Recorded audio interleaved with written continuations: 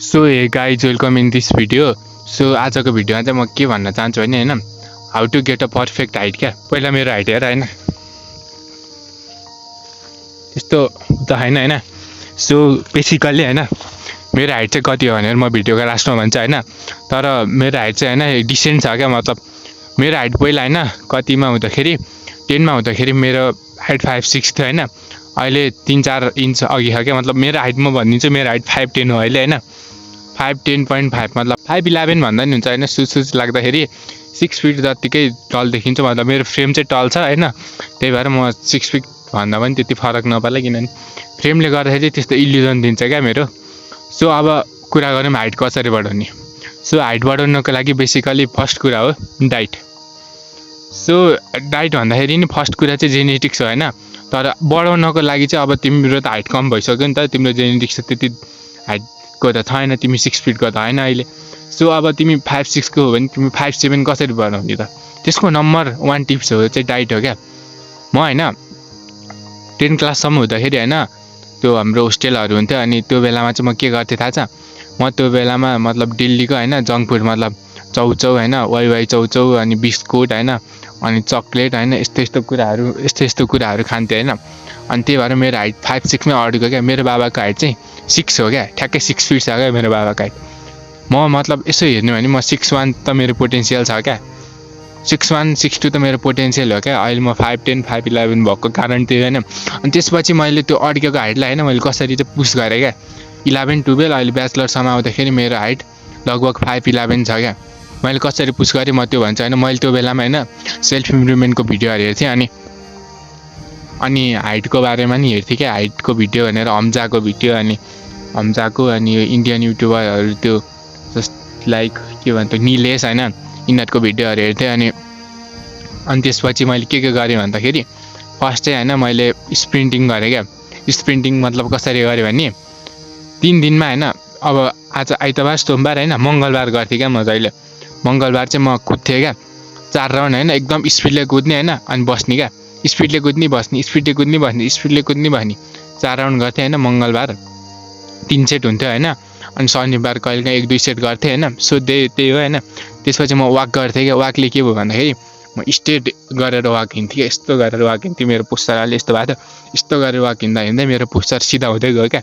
अब वाक गएको छ डेली 15,000 12,000 मतलब हिँडेछ। अनि त्यसपछि म के गर्थेँ भने दाल भात तरकारी मतलब यता पाउँथ्यो त्यही हो नि। अनि त्यसमा चाहिँ मैले कड भनेर थाहा थियो हैन, दही र अनि दुध हुन्छ नि, त्यो दुइटालाई एकदम धेरै खान थालेँ क्या। कहिलेकाहीँ अन्डाहरू पनि खान्थेँ। अनि दाल भात तरकारी एकदम क्या। क्यालोरी चाहिँ मैले 3,000 प्लस गर्थेँ क्या, किनभने म त्यति धेरै हिँड्थेँ। अनि मैले चाहिँ जति सक्दो खान्थेँ क्या। जङ्क फुड चाहिँ खाँदैन थिएँ हैन। अरू मतलब धेरै प्रोटिन हुने चिज मतलब जे प्रोटिन भएको चिज पाउँछ नि त्यसलाई चाहिँ एकदम दबाएर खान्थेँ। मेरो डाइजेसनमा नि इस्यु हुन्थ्यो हैन, त्यही पनि म खान्थेँ। मैले 1 वर्ष 2 वर्ष कन्सिस्टेन्सीसित त्यसरी खाएँ हैन। दही दुध मतलब एकदम पेल्थेँ क्या। त्यो गन्दैन थिएँ मैले यति प्रोटिन भनेर। त्यो बेलामा चाहिँ यति दिमागमा थियो कि मैले जसरी हुन्छ खानुपर्छ, किनभने म टिनेजमा थिएँ हैन। अनि मलाई त्यति असर गर्दैन थियो क्या मैले जति खाए पनि। सो त्यही सोचेर मैले खाएँ। अनि त्यसपछि चाहिँ मेरो हाइट चाहिँ 5'11" सम्म पुग्यो क्या। गरेको मैले यति हो क्या। ह्याङ्गिङ स्याङ्गिङ केही पनि गरिनँ क्या। मैले डाइटलाई फोकस गरेँ, वाकहरू गरेँ हैन। अनि पुसअप पुलअप्स मतलब अलिअलि गर्थेँ, कहिलेकाहीँ 100 पुसअप हान्यो, अनि कहिलेकाहीँ यसरी बस्ने मतलब यस्तो गर्थेँ।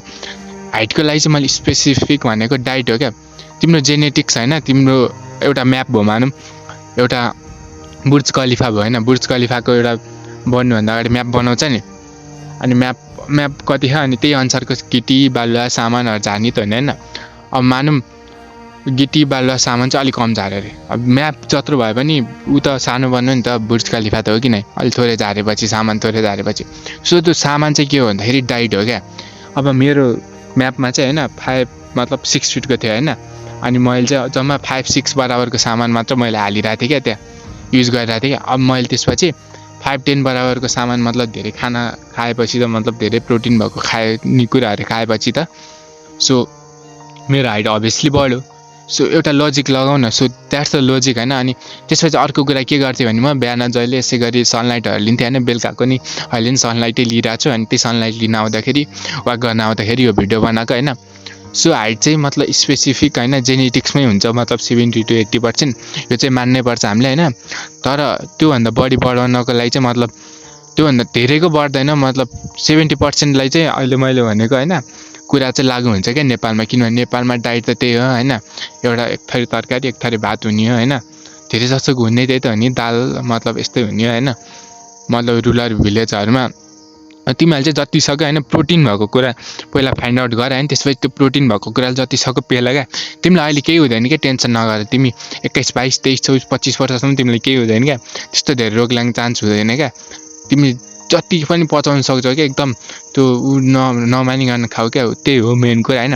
हाइट बढाउनु त्यस्तो धेरै टिप्स त होइन होइन, यति टिप्स होइन, डाइट, सनलाइट, अनि त्यहाँबाट स्प्रिन्टिङ कहिले काहीँ गर्न मन लाग्यो गर। यो ओभररेटेड नै भन्छु मैले गरेँ पनि होइन, मलाई त्यति इम्प्याक्टफुल लागेन। अनि वाकमा हिँड क्या, एकदम स्ट्रेट भएर वाकमा हिँड होइन, जहिले 15,000 स्टेप वाक गरेपछि तिमीलाई धेरै भोक लाग्छ होइन, त्यही बेलामा चाहिँ धेरै सक्या प्रोटिनहरू होइन। मैले चाहिँ प्रोटिनमा बेसिकली के खान्थेँ होइन, पिनटहरू पनि खान्थेँ। पसलमा गयो भने अब केही सामान किन्न गयो भने पिनट, मतलब 20 रुपियाँ 30 रुपियाँको पिनट हालिदिनु भने घर आउने सर भुट्ने गफ खाने क्या।